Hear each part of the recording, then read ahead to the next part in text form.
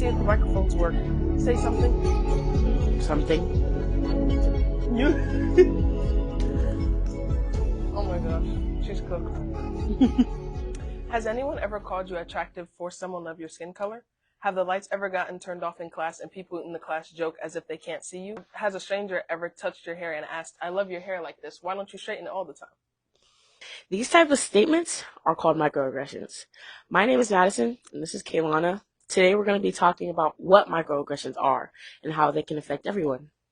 Microaggressions are common everyday comments that relate to an aspect of someone's appearance or identity, and they are most prominent regarding race. Often, these comments don't intentionally have any ill meaning behind them, but regardless, they make those who are directed towards feel uncomfortable or singled out. For example, if someone were to say you look attractive and unique, then follow this statement with what are you mixed with without any prior knowledge to knowing who you are, is an assumption that all people of the black race look the same, aren't typically attractive, or that black people with lighter skin can't be 100% black.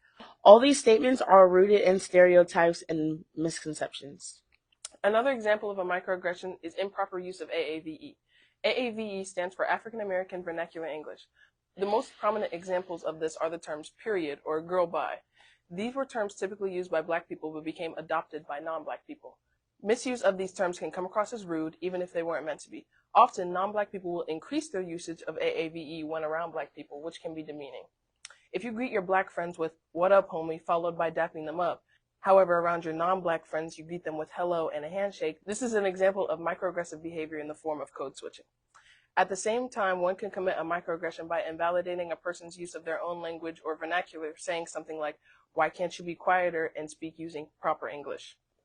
Finally, another example of microaggression is pretending to be colorblind or that there are no differences between people from different backgrounds or races. I don't see race, or there is only one race, the human race. These statements invalidates the experiences of people who have been impacted by race.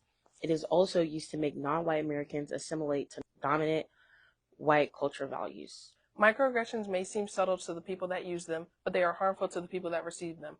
With roots in racism and or colorism, microaggressions are overlooked and we need to make more of an effort to prevent and ultimately stop them from being used. We should recognize and celebrate our differences rather than denying them or making fun of them.